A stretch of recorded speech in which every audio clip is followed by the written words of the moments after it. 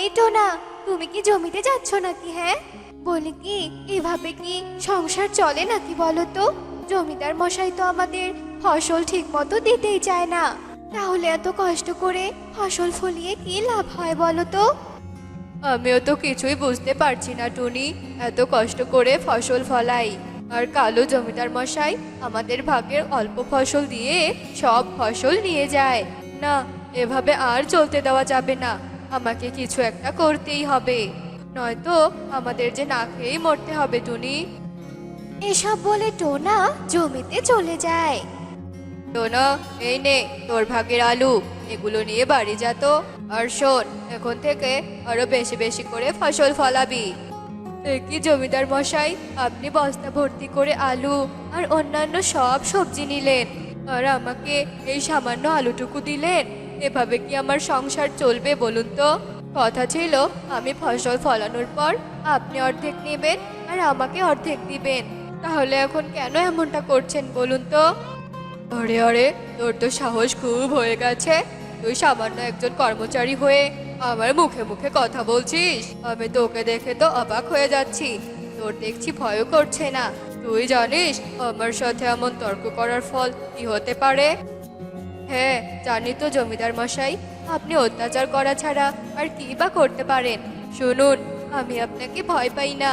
পেটে খাবার না থাকলে তো ভয় করে কোনো লাভ নেই। বাহ, তোর মুখে তো দেখছি ভালোই বুলি ফুটেছে। সেপাহি, সেপাহি, এই টোনাকে যা আলু দিয়েছি সে কটাও কেড়ে নে। আর টোনা, তুই শুনে রাখ, আজ থেকে আমার জমিতে তোকে আর কাজ করতে হবে না। আর শোন, তুই অন্য কারো জমিতেও তুই কাজ করতে পারবি না, এই আমি বলে দিলাম। এবার দেখবো তুই কিভাবে বেঁচে থাকিস।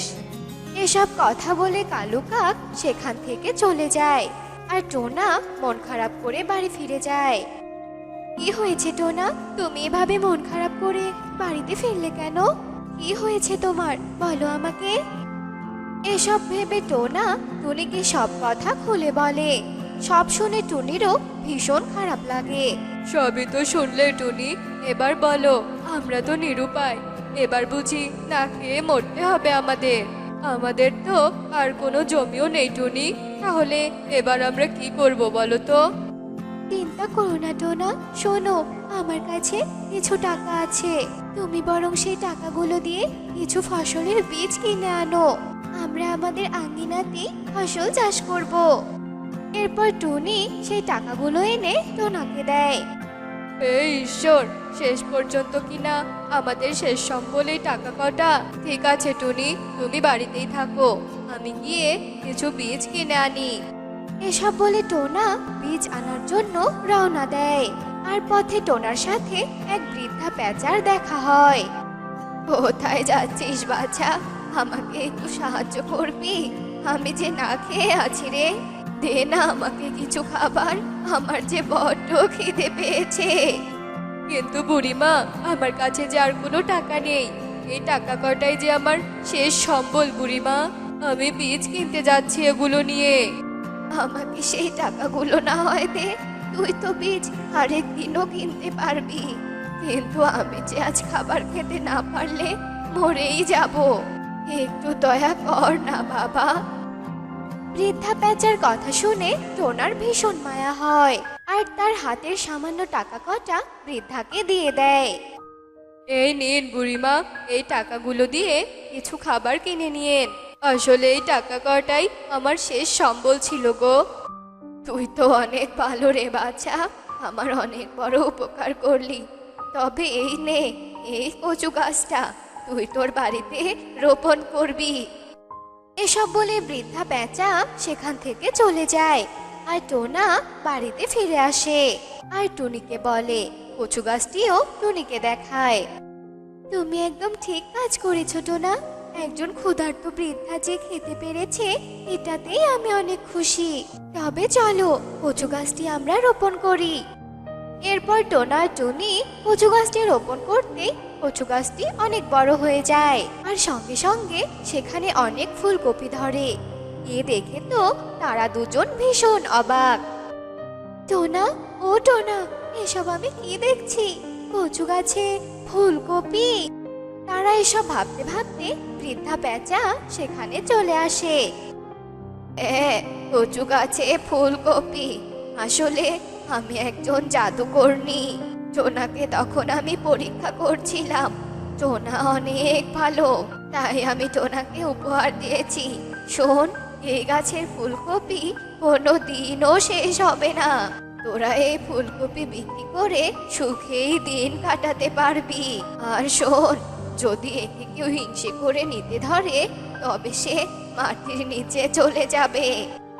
এ কথা বলে বৃদ্ধা পেঁচা সেখান থেকে অদৃশ্য হয়ে যায়। এরপর থেকে টোনা আর টুনি কচু গাছের ফুলকপি বিক্রি করে অনেক ধনী হতে থাকে। এভাবেই দিন কাটছিল তাদের। টোনা আর টুনি এখন অনেক জমির মালিক। তারা এখন অনেকগুলো জমি কিনেছে। ভাঙা বাড়িটা ভেঙে একটি সুন্দর বাড়ি করেছে। টোনা, আমাদের যে এত সুন্দর দিন আসবে আমরা তো কখনো কল্পনাও করতে পারিনি। এত টাকা তো আমরা কোনো দিনও দেখিনি টোনা। হ্যাঁ, তুমি একদম ঠিক কথা বলেছ টুনি। তবে এখন থেকে আমরা গরিব দুঃখীদের সাহায্য করব। এভাবেই কাটছিল তাদের দিন। টোনার এমন উন্নতি দেখে জমিদার কালু কাকের ভীষণ হিংসে হয়। তাই জমিদার কালু কাক সিপাহীকে আদেশ করে টোনাটুনির উপর নজর রাখতে। নজর রাখার পর কালু কাক সবটা জানতে পারে, কচু গাছে ফুলকপি ধরার ব্যাপারটাও। ও, তবে এই ব্যাপার, আমার তো ওই কচু গাছ চাই। আমি এক্ষুনি ওই বাড়িতে যাব আর ওই কচু গাছ নিয়ে আসব। এরপর কালু কাক টোনার বাড়িতে যায়।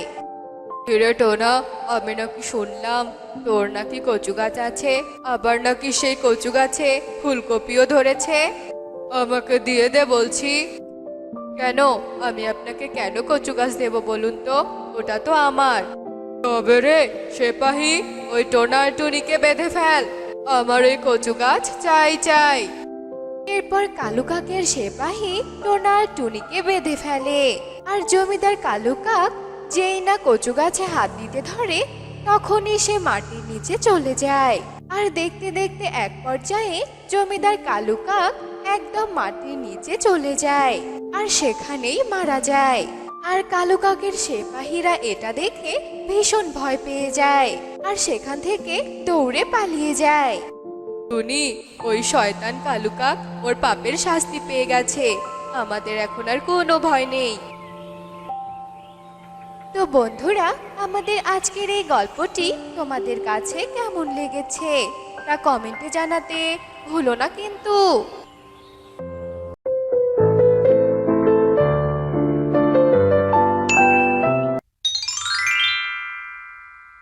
টুনি তো ভীষণ অসুস্থ, বাড়িতে গিয়ে ছানাদের জন্য আমাকে রান্না করতে হবে। আরে আরে, ছানারা তো আমাকে আজকে বিরিয়ানি নিয়ে আসতে বলেছিল। যাই, এক্ষুনি আমি বরং বাড়িতে ফিরে যাই। খালি হাতে বাড়িতে ফিরলে ছানারা যে আবার মন খারাপ করবে। টোনা দাদা, আমাকে 6 প্যাকেট বিরিয়ানি দাও তো, আমার ছানারা যে বিরিয়ানি খেতে চেয়েছে। ফিরে টোনা, বলছি কি, টুনি নাকি আবার আরেকটা ডিম দিয়েছে। তোর তো 6টা কন্যা, এবারও যদি একটা কন্যা সন্তান হয় তবে কিন্তু বনে তোর আর কোনো মান সম্মান কিছু থাকবে না রে। তাই আমি বলছি কি, শোন, তুই বরং টুনি সহ তোর সেই ছানাগুলোকেও বাড়ি থেকে বের করে দে। এতে কিন্তু তোরই ভালো হবে। তাছাড়া শোন, তোর 6টা মেয়েকে বিয়ে দিতে না অনেক টাকা লাগবে। তুমি একদম চুপ করো তো দাদা, এসব শয়তানি বুদ্ধি কিন্তু একদম ভালো নয়। এসব কথা আমাকে আর কখনোই বলবে না। আর শোনো, সৃষ্টিকর্তা আমাকে অনেক ভালোবাসেন, তাই তো আমাকে ভালোবেসে এমন কন্যা সন্তান দিয়েছে। বেশি কথা না বলে এখন বিরিয়ানি দাও। তো তা আর কিছু না বলে টোনাকে বিরিয়ানি দেয়। টোনা সেই বিরিয়ানি নিয়ে বাড়িতে চলে আসে। বাবা, ও বাবা, তুমি আমাদের জন্য বিরিয়ানি নিয়ে এসেছো? দাও দাও বাবা, দাও, আমাদেরকে বিরিয়ানি দাও, আমরা বিরিয়ানি খাবো। হ্যাঁ রে, তোদের মা কোথায়? তোদের মাকে তো দেখতেই পাচ্ছি না। জানো তো বাবা, ডিম ফুটে আমাদের একটা বোন হয়েছে, আর মা তার জন্য ডিমটাকে নিয়ে অনেক কান্নাকাটি করছে আর বলছে তুমি নাকি মাকে অনেক বকবে। কিন্তু আমরা মাকে বলেছি, মা, বাবা তো অনেক ভালো, বাবা তোমাকে বকবে না। তুমি এখন মায়ের কাছে যাও বাবা, আর মাকে গিয়ে তুমি একটু বোঝাও। একে কি টুনি, তুমি কি না এখনো কাঁদছো? আর কেঁদো না। টুকি আমাকে সবটা বলেছে। আমি কিন্তু একদমই মন খারাপ করিনি। সৃষ্টিকর্তা, তোমাকে অনেক অনেক ধন্যবাদ সাত সাতটা সন্তানের বাবা মা করার জন্য। টোনা, টোনা, তুমি যে অনেক ভালো টোনা। তোমাকে স্বামী হিসেবে পেয়ে আমি অনেক খুশি টোনা। অনেক হয়েছে, এবার চলো তো চলো, আমাকে তুমি খেতে দেবে, আমার যে অনেক ক্ষুধা লেগেছে। এইভাবে কেটে যায় আরো বেশ কিছুদিন। টোনা আর টুনি তাদের 7 কন্যাকে নিয়ে সুখে শান্তিতেই বসবাস করছিল। একদিন টোনা একটা গাছের নিচে দাঁড়ায় আর অনেকগুলো টাকা হিসাব করতে থাকে। অনেকদিনই তো হলো আমি টুনিকে কোনো কিছু উপহার দেই না। আজকে বরং এই টাকাগুলো নিয়ে আমি টুনিকে একটা গয়না উপহার দেব। এরপর টোনা উড়ে শ্যাকরার দোকানে যায় আর অনেক সুন্দর একটা গহনা কিনে টোনা উঠতে থাকে। আর উঠতে উঠতে বলে, আজকে টুনি এই গহনাটা পেয়ে অনেক খুশি হবে। একদিন আমি এই গহনাটা টুনিকে পরিয়ে ঘুরতে নিয়ে যাব। সৃষ্টিকর্তা, তোমাকে অনেক অনেক ধন্যবাদ আমাকে এত সুখ দেওয়ার জন্য। আরে রে কবুতর, তোর তো দেখছি লটারি লেগে গেল রে, সোনার গহনা, তাও কিনা আবার ওই টোনার ঘরে। আজ তো তবে অনেক মজা হবে।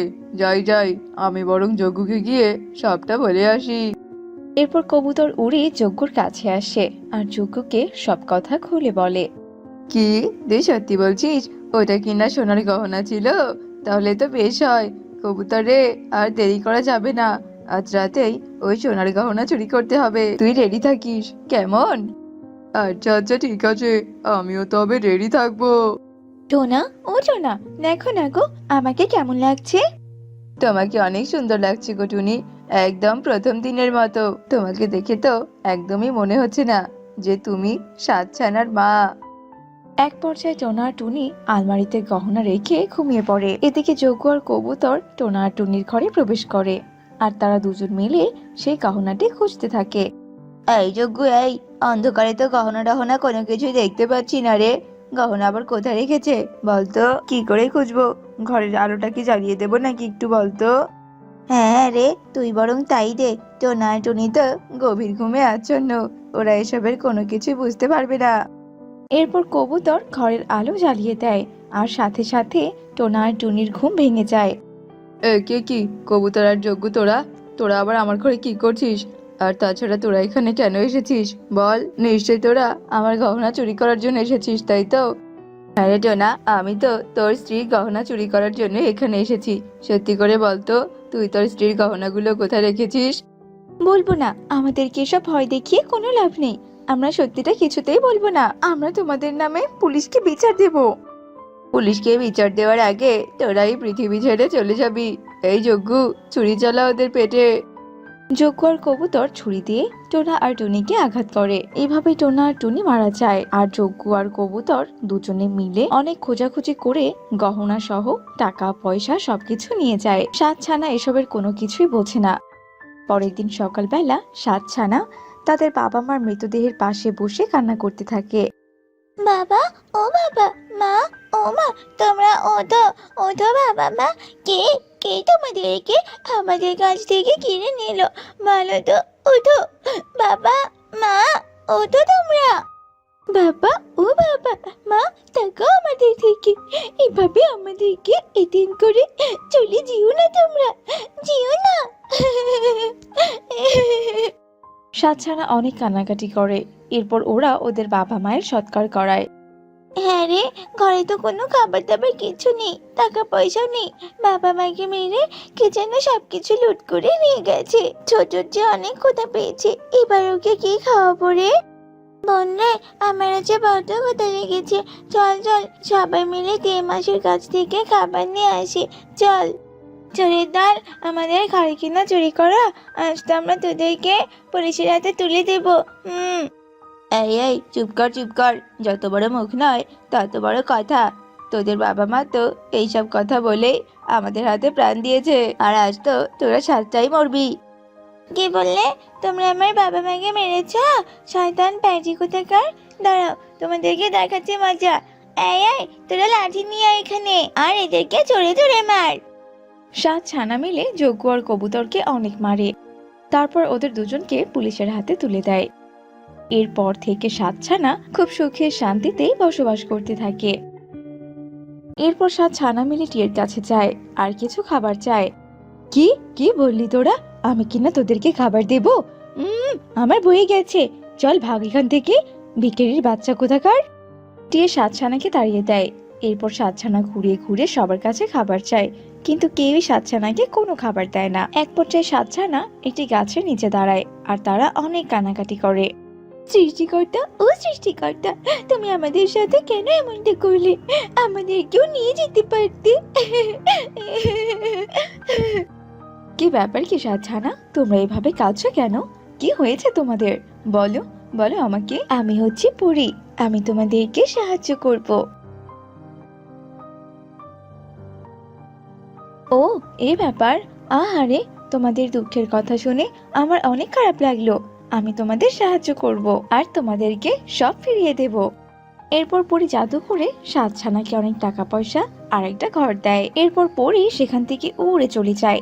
পরীর দেওয়া টাকা দিয়ে সাতছানা অনেক সুখে শান্তিতেই থাকতে লাগে। এক রাতে যজ্ঞ আর কবুতর সাতছানার ঘরে চুরি করতে আসে আর তারা দুজন ধরাও পড়ে যায়।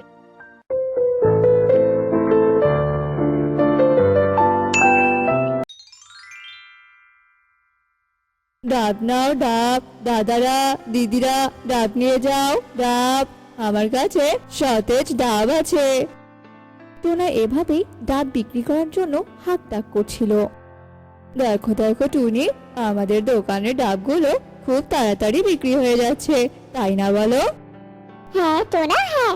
আর হবে না এবার কেন বলো তো? এখন তো অনেক গরম পড়েছে, আর তাই তো আমাদের দোকানের ডাবগুলো বিক্রি হয়ে যাচ্ছে। আমি এবারে ডাব বিক্রি করে আমার মেয়েটাকে ভালো স্কুলে পড়াবো। হ্যাঁ হ্যাঁ টোনা, তুমি ঠিকই বলেছো।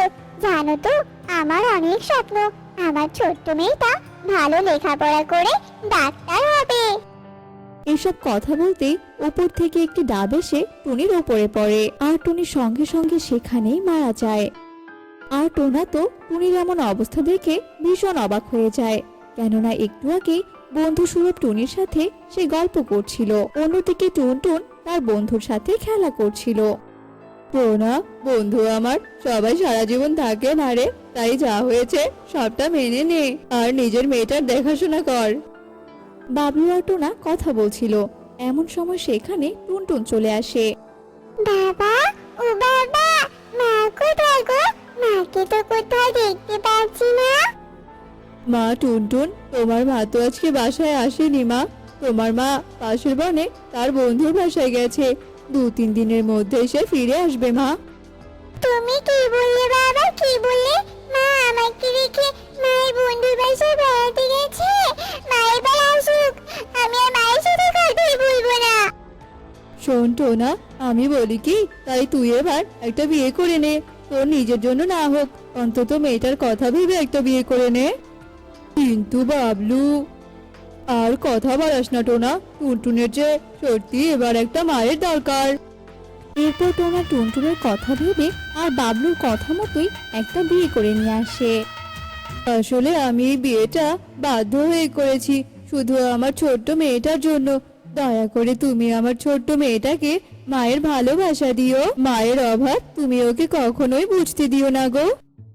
এসব নিয়ে তুমি একদম ভেবো না টোনা, আমি তোমার মেয়েকে মায়ের মতোই ভালোবাসা দেব, ওকে আমি কখনোই বুঝতে দেব না যে আমি ওর সৎ মা। এভাবে রাত্রি কেটে যায় আর সকালে টোনা টুনটুনকে বলে, টুনটুন মা আমার, এই যে এ হলো তোর নতুন মা। কিন্তু বাবা, মায়ের পালকের রং এভাবে বদলে গেল কি করে বাবা? আসলে টুনটুন মা, তোর মা তো কয়েকদিন বাসায় ছিল না, তাই এমন হয়ে গেছে রে মা।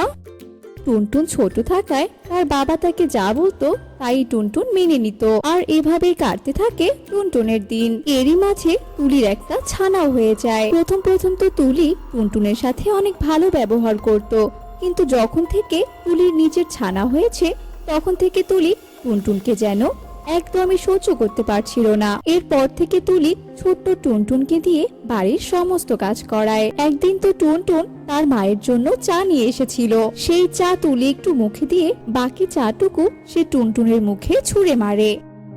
এই মুখ পুড়িয়ে, এই এটা তুই কি চা বানিয়েছিস? হ্যাঁ, কথা বলার সময় তো মুখে একদম বুলি ফোটে, আর এটা কি চা বানিয়েছিস? হ্যাঁ, কাজের বেলা একদম অষ্টরম্ভা। এটা কি চা না নিম পাতার জুস শুনি?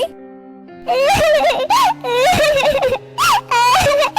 বাবা গো, ও মা গো, আমার মুখটা যে একদম জ্বলে গেল। মা, ও মা, তুমি আমার সাথে কেন এমনটা করছো মা? আমার যে খুব কষ্ট হচ্ছে, আমার মুখটা যে খুব জ্বালা করছে। যাবে থেকে বড় হয়েছে, তবে থেকে তুমি শুধু বোনকে ভালোবাসছো, অথচ আমাকে তুমি একটু ভালোবাসছো না। কেন মা, কেন? বোনের মতো আমিও তো তোমার মেয়ে, বলো মা। আমি কি না ওর মা? আমি তোর মা হতে যাবো কেন শুনি?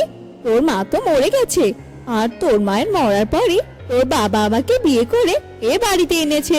আর শোন, তুই যদি তোর বাবার কাছে আমার নামে কোনো নালিশ করেছিস, তাহলে তো আমি তোর ডানাই ভেঙে ফেলবো, এই আমি বলে দিলাম। এখন যা যা, তুই রান্নাঘরে চলে যা, আর রান্নাঘরে গিয়ে বাকি বাসনগুলো মেজে নিবি, বুঝেছিস? খুব ভালো করে মাজবি, যেন আমার মুখ দেখা যায়। বাসন মাজা হয়ে গেলে কাপড় ধুয়ে দিবি, বুঝলি? এরপর বেচারি টুনটুন মায়ের এমন ধমক শুনে সব কাজ শেষ করে, আর কাজ শেষ করে সে নদীর পাড়ে যায়। তো বন্ধুরা, ততক্ষণে তোমরা বলো 5 × 5 = কত হয়? অ্যান্সারটি অবশ্যই কমেন্টে জানাবে। নদীর পাড়ে গিয়ে টুনটুন একটি গাছের ডালে বসে পড়ে। গরম চা মুখে পড়ার কারণে যতটা না সে কষ্ট পেয়েছে, তার চেয়ে বেশি কষ্ট পেয়েছে তার মায়ের এসব কথা শুনে। বেচারি টুনটুন তো সারা দিনই কাজ করত, কিন্তু দিন শেষে সে ঠিকমতো একটু খাবারও পেত না। এই যে নবাব জাদি, শোন, আমার মেয়ের খাবারের দিকে একদম নজর দিবি না। ওর খাওয়া হয়ে গেলে যা খাবার বাঁচবে সেটুকুই আমি তোকে খেতে দেব, বুঝেছিস? তুলি টুনটুনকে ভালো মতো কিছু খেতে দিত না, কিন্তু নিজের মেয়েকে সে অনেক ভালো ভালো খাবার খেতে দিত। বেচারি টুনটুন না খেয়ে ঘুমিয়ে পড়ে, আর সকাল হতে তুলি বেচারি টুনটুনকে মারতে থাকে। এই মুখ পুড়িয়ে, এত বেলা হয়ে গেছে, আর তুই কিনা এখনো পড়ে পড়ে ঘুমাচ্ছিস? হ্যাঁ, তোর এতগুলো কাজ কে করবে শুনি? তোর মরা মা? ওর বলছি। টুনটুন রাতে কোনো খাবার না খাওয়ায় সকালে ওঠার মতো তার কোনো শক্তি ছিল না। এরপরও সে অসুস্থ শরীর নিয়ে বাসার সমস্ত কাজ করে। বাসার সব কাজ শেষ করে টুনটুন যায় নদীর ধারে।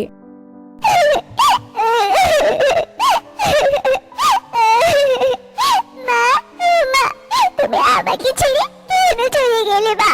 কেন চলে গেলে? কেন তুমি আমাকে তোমার সাথে নিয়ে গেলে না মা? সৎ মা আমার একদম ভালোবাসি না।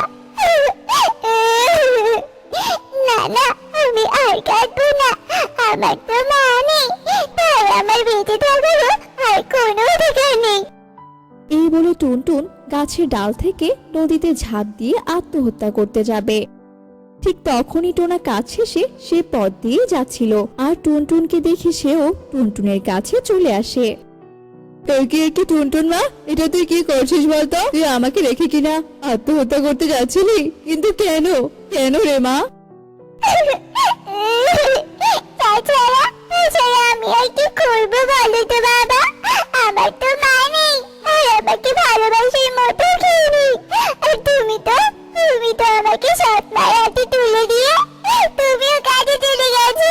সৎ মায়ের থেকে এমন অবহেলা আর ভয় খাওয়ার থেকে একদিনে মরে যাওয়া অনেক ভালো বাবা, অনেক ভালো। মা রে, আজ আমি সবটা বুঝতে পারছি রে মা, তুই দয়া করে আমাকে ক্ষমা করে দে।